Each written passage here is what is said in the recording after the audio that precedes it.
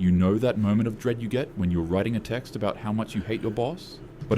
What is it? What death row looks like around the world? Dread you get when you're writing a text about how much you hate your boss? But instead of sending it to your friend, you accidentally send it to him instead? How does that happen? Yeah. I want you to multiply that terrifying moment by about 1 million. What? That's exactly how it feels like when soldiers kick down your door at 3 a.m. in North Korea. Maybe you've been convicted for criticizing the government to the wrong person. Maybe you were caught watching smuggled South Korean drama. Or maybe you simply dozed off during one of Kim Jong-un's speeches. It doesn't really matter. You can get sentenced to death for that? Or a nigga get tired and fall asleep, they putting your ass on the chopping block? Because your fate was sealed the moment someone reported you.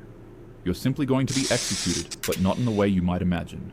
The soldiers will arrive at your door. Nah, dead ass though, is it crazy to say, but like why doesn't the world just team up on North Korea and fix that shit?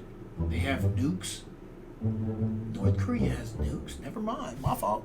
Before dawn, kick it down, and drag you out of your bed, then load you into the back of their truck. Your family will helplessly watch as you vanish into the darkness. A few hours later, you'll find yourself standing in an open field in Pyongyang, a military training ground, far from any city. You are tied to a pole, your hands are bound behind you, and you can't move. The pole is planted somewhere about 100 feet away from an anti-aircraft cannon.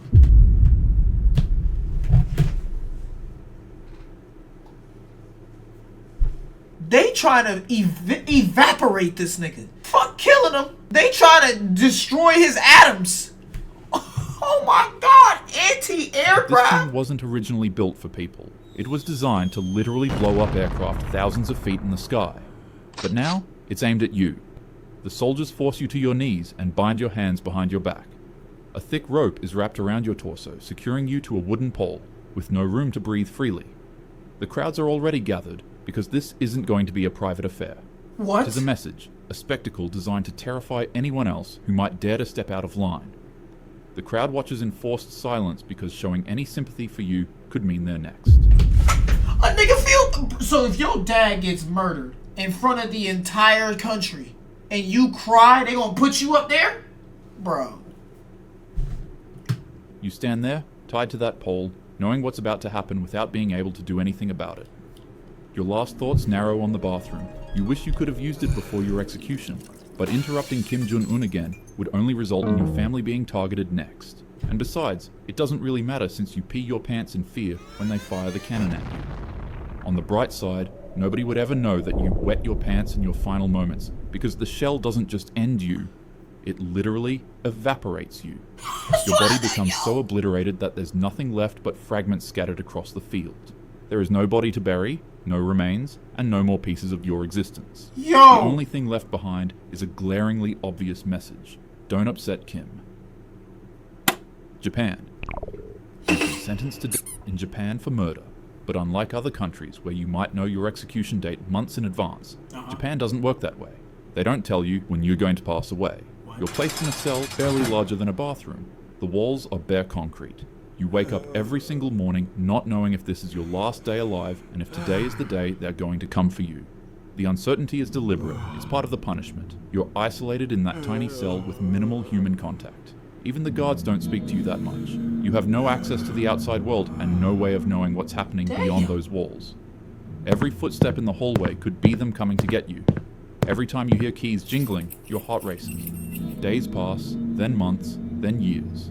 The stress and anxiety from anticipation drives you absolutely insane after a decade has passed. A decade?! In passing, while a guard is giving you your food for the day, he lets you know that in just 3 hours you're going to be executed. Yet, after all that waiting and psychological torture of not knowing, you only get a few hours notice that today is the day you're going to pass away. They lead you to the execution chamber and, well, yeah. According to a 2009 investigation by The Guardian and Amnesty International, this system of uncertainty has driven some prisoners to develop severe mental illness from the prolonged psychological torment. They pace their cells obsessively, talking to themselves, completely detached from reality. Bro, I bet you just probably want to die. Like, at some point, you probably just sitting in the cell like, damn, what is he, can he please just kill me? Nigga probably jump out, skip into the chair. By the time they're finally executed, some of them don't even fully understand what's happening anymore. What? Afghanistan. Now imagine you're in a country that's living under Taliban rule. Oh yeah, GG's is about to be on some bullshit. been accused of adultery or maybe theft. The trial, if you could really even call They finna cut these niggas' hands off and make them eat their fingers in front of their family, and then they about to make the daughter of your son eat your bones or some shit. Like, they be on some wild stuff. it that, is quick.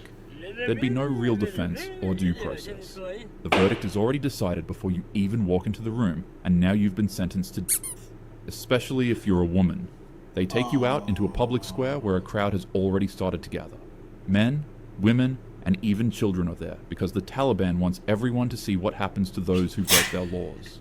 You're forced to your knees beside a tall wall, about 15 feet high, made of concrete and stone.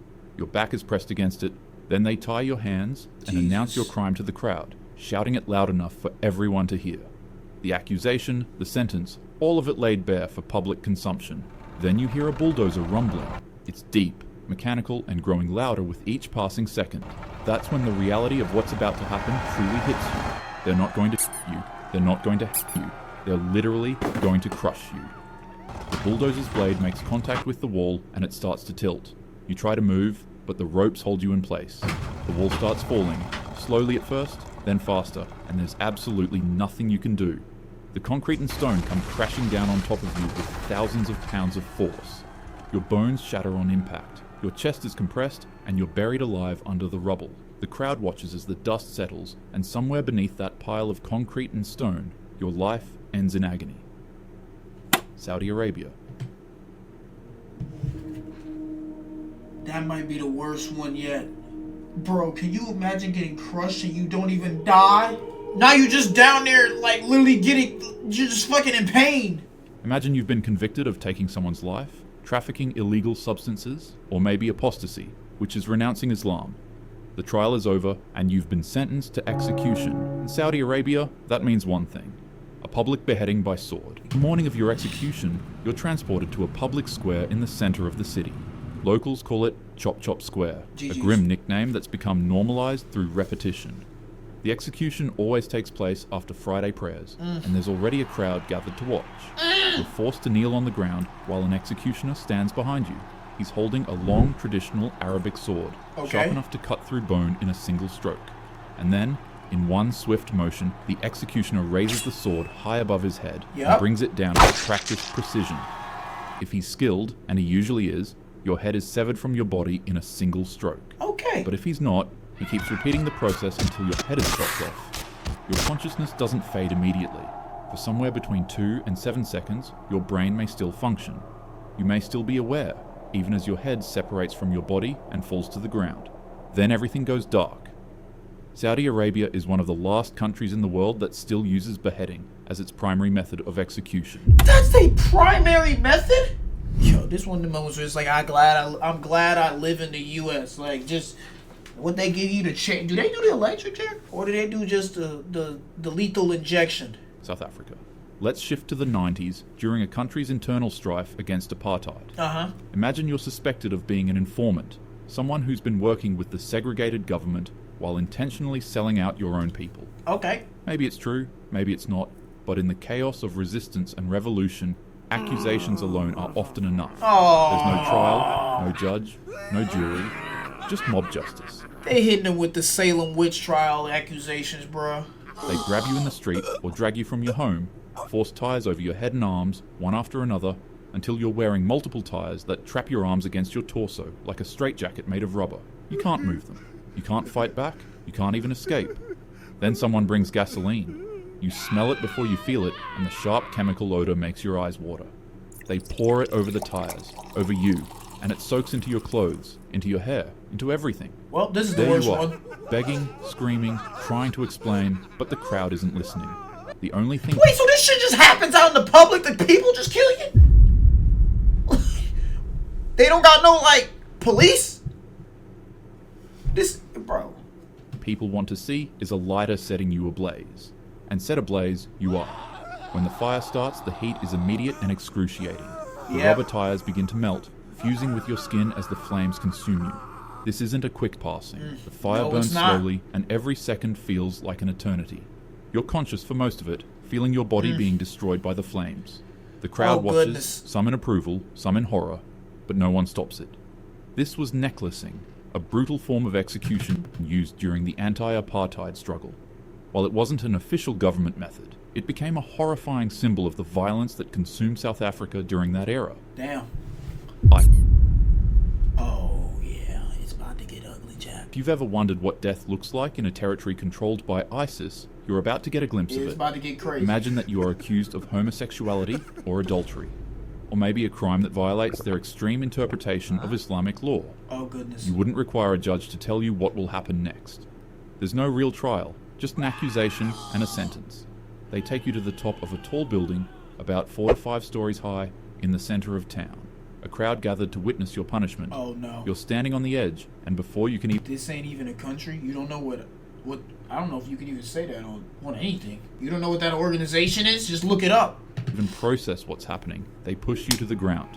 You free fall for a couple seconds, but when you land, the impact is so devastating that your bones break and your organs rupture.